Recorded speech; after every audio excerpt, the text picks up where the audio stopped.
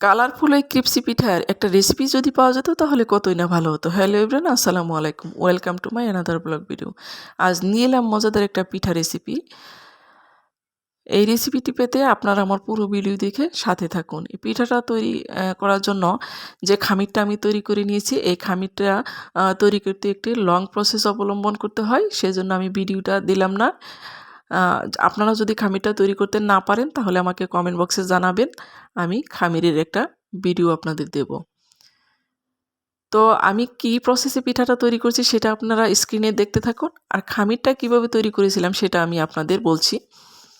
খামিরটা তৈরি করার জন্য আমি আতপ চালের গুঁড়ো ভালোভাবে রোদে শুকিয়ে সেটা আবার চুলোতে ভেজে নিয়েছিলাম।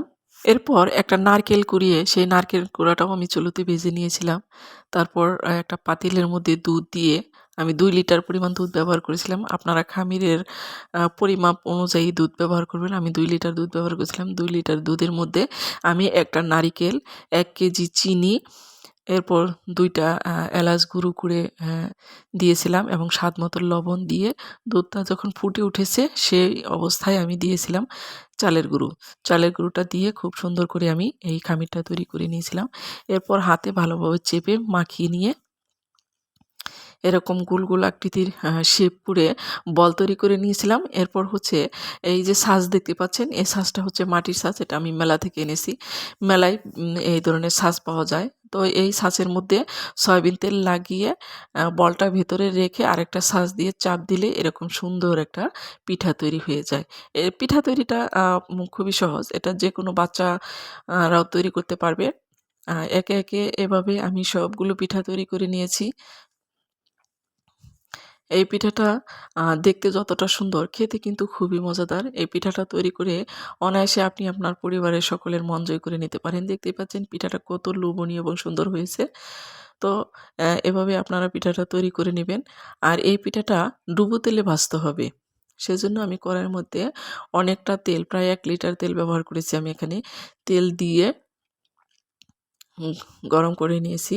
তেলটা যখন গরম হয়ে যাবে তখন হচ্ছে চুলার আঁচটা মিডিয়ামে নিয়ে আসতে হবে। মিডিয়ামে রেখে তারপর আমি একে একে সবগুলা পিঠা এই গরম তেলের মধ্যে দিয়ে দিচ্ছি। আর গরম তেলের মধ্যে পিঠা বা যে কোনো কিছু দেওয়ার সময় একটু সাবধানতা অবলম্বন করতে হয়, যাতে গরম তেলটা ছিটে হাতে লেগে না যায়। গরম তেল হাতে লেগে গেলে একটা দুর্ঘটনা ঘটে যায়। তো খুবই সাবধানতার সহিত কাজ করতে হয়, যাতে গরম তেল ছিটে হাতে লেগে এই দুর্ঘটনাটা না ঘটে। এখন হচ্ছে উল্টে পাল্টে নেবার পালা। দেখতেই পাচ্ছেন আমি একটা খুন্তির সাহায্যে পিঠাগুলো খুব যত্ন সহকারে উল্টে নিচ্ছি। একটু জোরে উল্টাতে গেলে হয়তো পিঠাটা ভেঙে যেতে পারে। তারপরে যখন এই ব্রাউন কালার হয়ে আসবে, এই ব্রাউন কালার হয়ে গেলে পিঠাটা এখন আমি কড়াই থেকে তুলে নিচ্ছি। একে একে সবগুলা পিঠাই আমি এভাবেই ভেজে নেব।